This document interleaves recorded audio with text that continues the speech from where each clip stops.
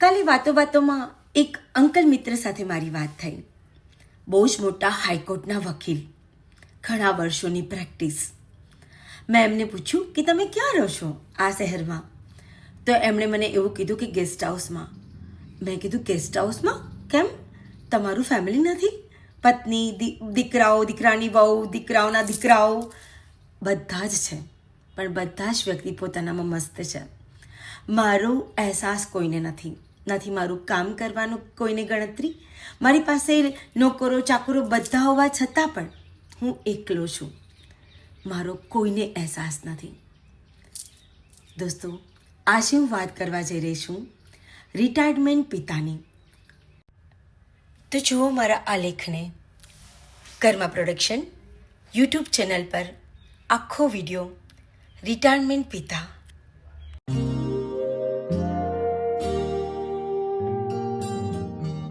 આજનો મારો વિષય છે એક રિટાયર્ડ પિતાની વ્યથા.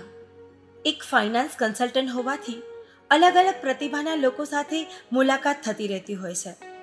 બિઝનેસ પાર્ટનર તરીકે એક કંપની મારી નિમણૂક કરી, મારા વખાણ કરી મારા કંધા પર કંપનીએ બિગ બોસ બનાવવાનો ભાર સોંપેલો.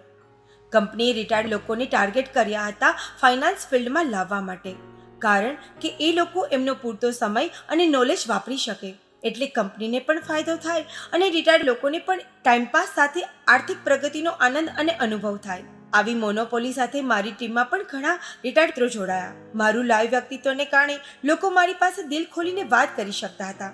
મારી સાથે હૃદય ખુલ્લી વાત કરી દુનિયાનો મોટો બોજો કંધા પરથી ઉતાર્યો હોય એવું એમને લાગતું હતું. આજે હું એવા જ એક ફ્રેન્ડની આ વીતી કહેવા જઈ રહી છું. એક પિતા પોતાના પુત્રને કહે છે કે દીકરા, મારા મોબાઈલનું બેલેન્સ પૂરું થઈ ગયું છે, તું કરાવી આપને તને ટાઈમ મળે ત્યારે. એકદમ વળતો જવાબ આપ્યો, તમારી ઘરમાં બેસી મોબાઈલમાં બેલેન્સની શું જરૂર પડે છે? આ ઉંમરે ઘરમાં બેસવા કરતાં આર્થિક પ્રવૃત્તિ કરવી જોઈએ. મને સામે મળેલ પ્રત્યુત્તરથી મારું આત્મસન્માન ખવાયું. હું ચૂપ થઈ મારા રૂમમાં જતો રહ્યો. પત્ની પણ આવા જ મેણા ટોણા માર્યા કરે, ભાવે શું ખોટું કહે છે? જાઓ ને, માર્કેટમાં જુઓ તો ખરા, ઘણાય કામ મળી જશે. પોતાના જ લોકો ગાવ આપે ત્યારે બહુ દુઃખ થાય. આવું તો હવે રોજનું થઈ ગયું હતું. આવા અપમાનિત શબ્દો સાંભળી દિલ દ્રવી ઉઠતું. મારે પોતાના તરફથી કોઈ પણ વ્યવહાર કરવો હોય કે પાન મસાલો પણ ખાવો હોય તો મારે એ લોકો પાસે હાથ લાંબો કરવો પડે. જેમ સરકાર આર્થિક સહાય જાહેર કરતી હોય તેમ મારી પત્ની મને મારા પુત્ર અને હાથમાં પૈસા આપતા. મારી ઉંમર 60 વર્ષની. હવે આ ઉંમરે મને કોણ નોકરી આપે? બારીમાંથી દેખાતા ખુલ્લા આકાશ સામે જોઈ મારી મૂર્ખામી ઉપર હું છુપા આંસુ પાડતો. હું મારા ભૂતકાળમાં જતો રહ્યો. હું શહેરની મોટી કંપનીમાં અકાઉન્ટન્ટ મેનેજર હતો. પત્ની પણ લિમિટેડ કંપનીમાં સારી પોસ્ટ ઉપર હતી. હું મારી જાતને મારા દોસ્તોમાં સુખી સંપન્ન જાણતો હતો. સમય દરમિયાન મારા ઘરમાં સંતાનનું આગમન થયું. તેનું નામ મેં ભાવેશ રાખ્યું હતું. મારા આનંદનો પાર નહોતો. ભગવાનની અસીમ કૃપા મારા ઉપર થઈ હોય એવું મને લાગતું હતું. જે તકલીફ મને પડી એ તકલીફ મારા દીકરાને ના પડે એવું હું જાણતો હતો. મારા દીકરાને શહેરની ટોપમાં ટોપ મીડિયમ ઇંગ્લિશમાં ભણાવ્યો. ફીની કોઈ ચિંતા ન કરી. બધું જ થઈ પડશે એવું જાણી હું કરતો જ રહ્યો. મારા પિતા મને ઘણીવાર કહેતા કે આપણે મધ્યમ વર્ગીય પરિવારના છીએ. જે ખર્ચ કરો એ ભવિષ્યનો વિચાર કરીને જ કરવો જોઈએ. રૂપિયા વગરનું ઘડપણ બોજારૂપ લાગે. જે તે સમય બાળક પાસે હાથ લંબાવવો પડશે તો મોત બરાબર લાગશે. પણ પિતાની વાતને આનાકાની કરી. જેમ ધૃતરાષ્ટ્ર પુત્ર પ્રેમમાં અંધ બની ગયો હતો તેમ માતા પિતા તો ના રહ્યા, પણ એમના શબ્દો મારા કાનમાં ગુંજતા રહ્યા. એમનું કહ્યું ના માન્યું એનું જ આજે પરિણામ છે જે હું ભોગવી રહ્યો છું. જે કંપનીમાં હું નોકરી કરતો હતો એ કંપની ખોટમાં આવી. મારા જીવનમાં પણ તોફાન આવ્યું. કંપની ખોટમાં ચાલતી હોવાથી વીઆરએસ સ્કીમ મેનેજમેન્ટે મૂકી. મેં ઘરે વાત કરી. થોડો બની વીઆરએસમાં કેટલી રકમ મળશે એ પણ કહી દીધું. પત્ની અને ભાવેશે કીધું કે પપ્પા વીઆરએસ લઈ લો, બધું જ થઈ પડશે. મમ્મી પણ થોડું કમાઈ જ લે છે ને, હું થોડા દિવસમાં તો ડૉક્ટર બની જઈશ, રૂપિયાની ચિંતા નહીં રહે. પત્નીનો પણ મૂંગો સપોર્ટ હતો. હું આ બંનેની વાતોમાં આવી ગયો. વગર ઉંમરે વીઆરએસ લઈ ઘરે બેસી ગયો.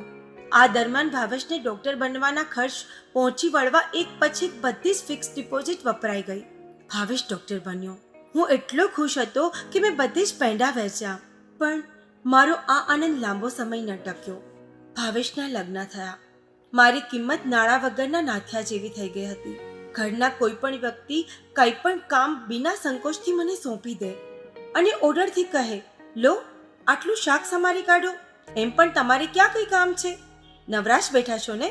બેડરૂમમાં માતા પિતાના ફોટા સામે જોઈ આંખ ભીની થઈ ગઈ અને પપ્પાના શબ્દો યાદ આવી ગયા. પપ્પાને યાદ કરતો કરતો હું સૂઈ ગયો. સપનામાં કોઈ મને જગાડતું હોય એવો અહેસાસ થયો. ઉઠ, જાગ, કેમ સૂતું છું? આમ સુવાથી કંઈ નહીં વળે. જો સાંભળ, તારા ઘરના તારા કયામાં ના હોય તો તારે આવી લાચારીવાળી જિંદગી નથી જીવવાની. તારા બાપાએ આ મકાન તારા નામે કર્યું છે. તું ખુદદારીથી અને હકથી જીવ. સવાર પડી. પપ્પા મમ્મીના ફોટા પાછળથી ઘરના કાગળ કાઢ્યા અને મનોમન પિતાનો આભાર માન્યો. બીજે જ દિવસે મારામાં હિંમત આવી ગઈ. હું સોફા ઉપર શેઠની જેમ બેઠો અને પત્નીને અને દીકરાની વહુને ઓર્ડરથી પાણી મંગાવ્યું. જમવાનું પીરસવાનું પણ કહ્યું. મારું આવું વર્તન જોઈ ભાવેશ એકદમ ડઘાઈ ગયો. ભાવેશની પત્ની કહે કે પપ્પા આવું વર્તન કેમ કરવા લાગ્યા?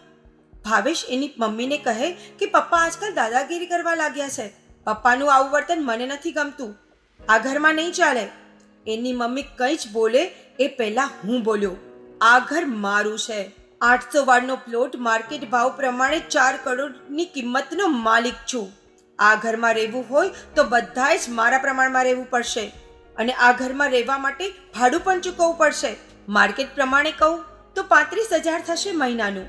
જો ખરેખર આ ઘરમાં રહેવું હોય તો ભાડું ભરો, નહીતર ઘર ખાલી કરો. ભાવેશ એકદમ ડઘાઈને બોલ્યો, તમે પપ્પા છો કે સોદાગર? મેં કહ્યું કે તું જે માને એ, મને કોઈ ફરક નથી પડતો. તારા બાપના મોબાઈલનું બેલેન્સ કરવા આ ઘરમાં તર્ક વિતર્ક થતી હોય તો મને પણ મારા હકનું લેતા આવડે છે. મારા પ્રેમ અને ત્યાગને તમે નિર્માલ્ય પણ ગણી લીધું. આવડી મોટી હોસ્પિટલનો માલિક છું. આ ડોક્ટર એમ જ નથી બન્યો. તારા બાપના કપડાં ફાડીને બન્યો છું. ખેર, મારે વધારે કાંઈ જ નથી કહેવું. ભાડાના એડવાન્સ ચેક લઈશો, આપી દેજે કાલે, જો આ ઘરમાં રહેવું હોય તો. હું જાણે બહુ મોટી જંગ જીતીને આવ્યો હોય એવો આનંદ થયો. પિતાને મનોમન આભાર પણ માન્યો. મિત્રો, જ્યાં લાગણીનો વ્યવહાર થતો હોય ત્યાં ભોળા બનવું એ મૂર્ખામી છે. મગજ બંધ કરી પ્રેમ કરવાનો સમય નથી. હા, શંકા કરી સંબંધો ભલે ના બગાડીએ, પણ જીવનમાં જાગૃત રહેવું એટલું જ જરૂરી છે. જો ગમ્યું હોય તો તમારા જીવનમાં આવું કંઈ ના બને એની તકેદારી રાખજો. બાળકોને પ્રેમ કરીએ, એની બધી જરૂરિયાતોને આપણા ગજા પ્રમાણે પૂરી કરવી જોઈએ, પણ અંધ બનીને નહીં, જાગૃત થઈને.